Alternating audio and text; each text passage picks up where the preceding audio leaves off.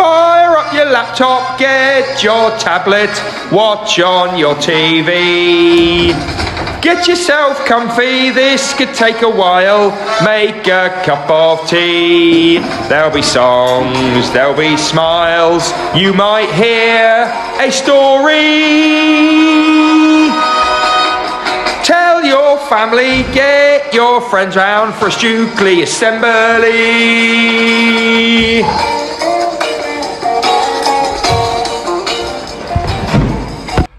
Good morning everyone and welcome to Monday. Today's assembly is coming from my house for lots of reasons. We're going to start off with everyone's favourite assembly game, cheer, boo, song or silence. Now I've asked my family if they'd like to play this game and they all said no way. So I'm going to have to play it today.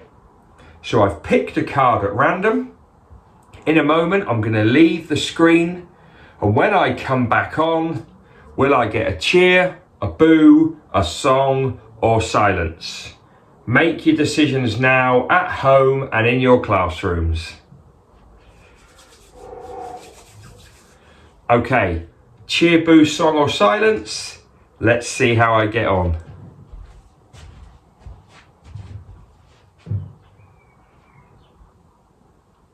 You pump it up, don't you know, pump it up. You got to pump it up, don't you know, pump it up. You got to pump it up, don't you know, pump it up. You got to pump it up, don't you know, pump it up. You got to pump it up. What a great way to start Monday. For each other we, every day we, to improve we, together we will. Every single Stukeley day we focus on. Our Stukeley motto is. Our Stukeley curriculum is. And 4 words that make the magic happen. Yes! Right everyone. I'm looking forward to today's assembly because after we've had a song in a moment, we're going to get our workbooks out. And we're going to add some more Battenberg knowledge. As you can probably imagine, I got quite a bit of Battenberg for my birthday a couple of days ago. Before I show you one of my gifts, can I say thank you to all the children, all the families, all the teachers that were very kind to me for my big birthday last week. The video and the songs and the bits that put together made me smile like you've never seen me smile before. So thank you everyone for being so thoughtful and showing our Stukeley values. Anyway, this gift came.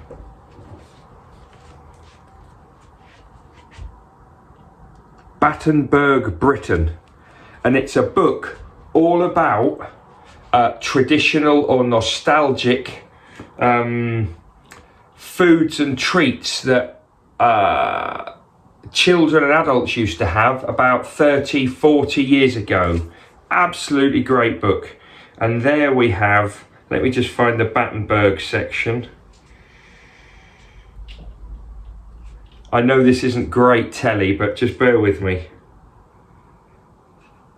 Come on, man. Here we are, 63. Love this. There we've got loads of info about Battenberg and then that classic shot. So we are now going to sing, and after you've sung, straight into workbooks for some more knowledge.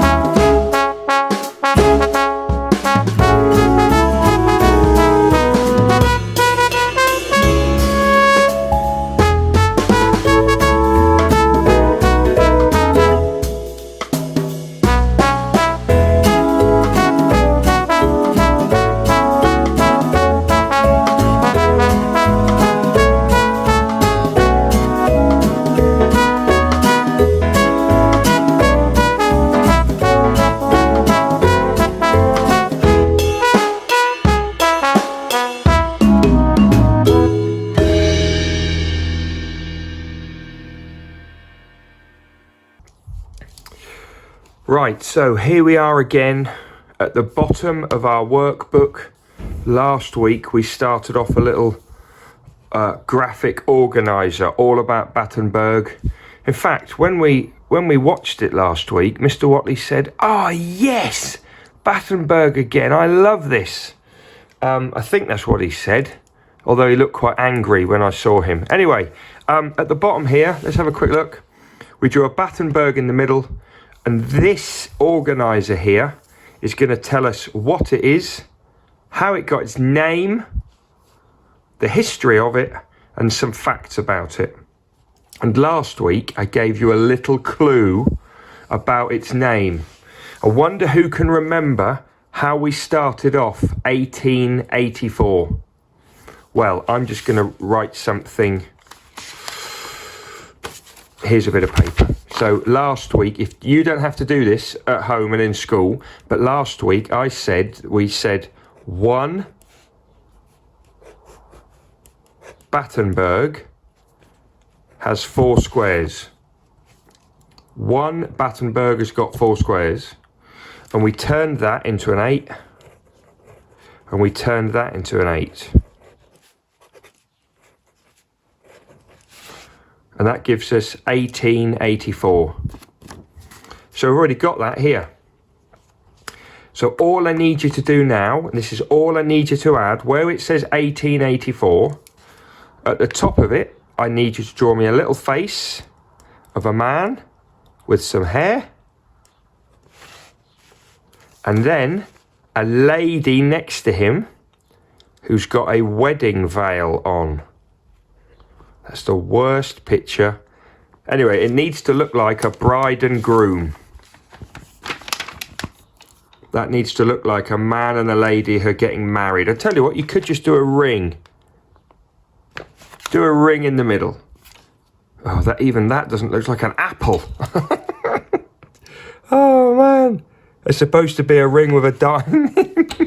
Anyway, you need a groom, a bride, and a ring. That's all you need to do there, except for one last detail. So, how did Battenberg get its name? Why is the cake called Battenberg? Well, because this man, Prince Louis, so we're going to put PL, add that in. This man, Prince Louis, married this lady, Princess Victoria. Prince Louis married Princess Victoria in 1884. And Louis was one of the princes of Battenberg. And Battenberg is a town in Germany. And because he was the prince of that town, and he married Princess Victoria in 1884, the story says that Battenberg was made in honour of that marriage, or to celebrate that marriage. So that's why the cake was called Battenberg, because Prince Louis was the Prince of Battenberg in Germany, and he married Princess Victoria. Now, I read in this book that there were 4 princes of Battenberg. That's why there are 4 squares on the Battenberg. And I only found that out about 3 minutes ago.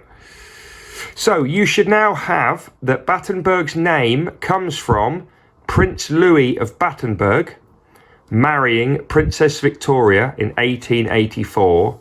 And then the cake was made in their honour. Okay? Right, last thing to add. We're now going to jump up to the top to say what it is.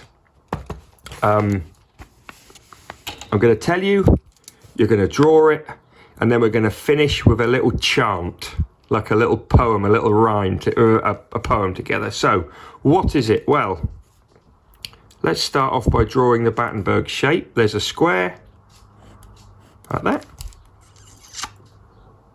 Okay. Now, you're going to do a P in that square. That didn't sound right, did it? A Y in that one. You're going to do a Y in that one and a P in that one. So you've got pink, yellow, yellow, pink.